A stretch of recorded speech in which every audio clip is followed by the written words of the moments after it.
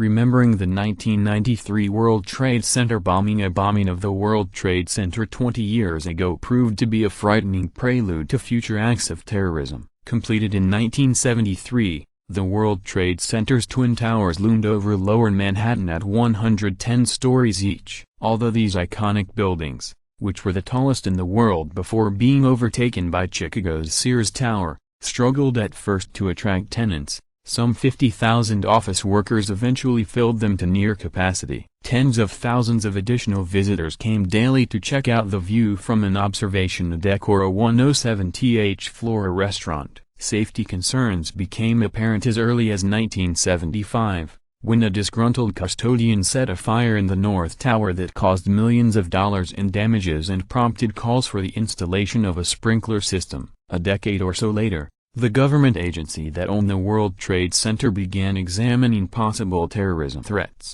But it ended up ignoring many of its security team's recommendations, including that public parking be eliminated or that cars at least be randomly inspected. In September 1992, explosives expert Ramzi Ahmed Youssef arrived in New York City on a flight from Pakistan and began planning an attack on the World Trade Center, with the alleged goal of toppling the North Tower into the South Tower. He received help from followers of Sheikh Omar Abdel Rahman, a blind, Egyptian-born Muslim cleric who spoke in sermons of destroying the edifices of capitalism. The plotters rented a storage locker in New Jersey, where they stockpiled urea, nitric acid, sulfuric acid and other ingredients for making bombs. They simultaneously concocted a nitroglycerin trigger at a nearby apartment and scouted out the World Trade Center's underground floors. On February 26, 1993, the plotters loaded their homemade bomb, which weighed about 1,200 pounds,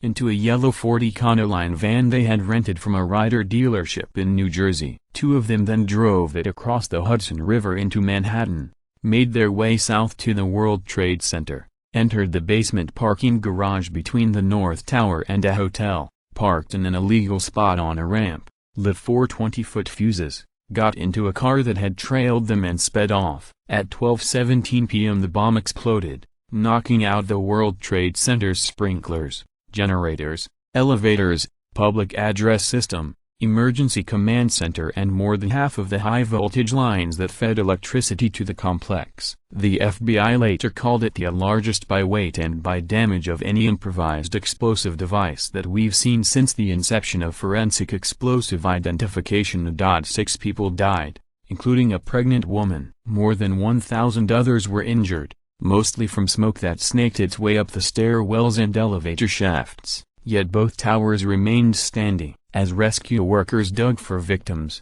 survivors began making their way out by any means possible. A woman in a wheelchair was carried down 66 flights of stairs by 2 friends. A class of singing kindergartners descended from the 107th floor. A group of engineers stuck in an elevator pried open the doors and then used car keys to cut a hole in the sheetrock walls leading out to a 58th floor woman's bathroom. Nearly 30 people with medical conditions were taken to the roof and whisked away by police helicopter. By late that night, the buildings had been completely cleared. They would not reopen for nearly a month. Investigators sifting through the rubble soon came across the vehicle identification number for the rental van, which had been reported stolen the day before the attack. FBI agents then arrested Mohammed Salamat, who had rented the van under his own name, when he returned to the Ryder dealership to ask for his $400 deposit back. Subsequent arrests were made of Ahmad Ajaj,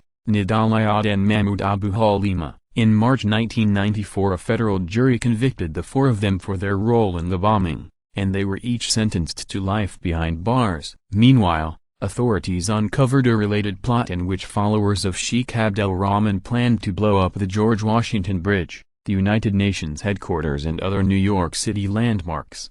In that case, the Sheikh and 9 co-defendants were found guilty of seditious conspiracy and other terrorism-related charges. A third case led to life sentences for Youssef, who was captured in Pakistan in 1995, and the driver of the rental van, who was captured in Jordan the same year. Only one suspect, who fled to Iraq after being questioned and released by the FBI, remains at large. In the aftermath of the World Trade Center bombing, The building's owner repaired the damage, upgraded elevators and electrical systems, put battery-operated emergency lights and luminescent paint in the stairwells, and set up emergency command centers. By 2000 the complex had reached its highest occupancy rate of all time, but terrorism struck again on September 11, 2001, when militants associated with the Islamic extremist group Al-Qaeda flew hijacked planes into the towers, killing nearly 3,000 people. More than 11 years later,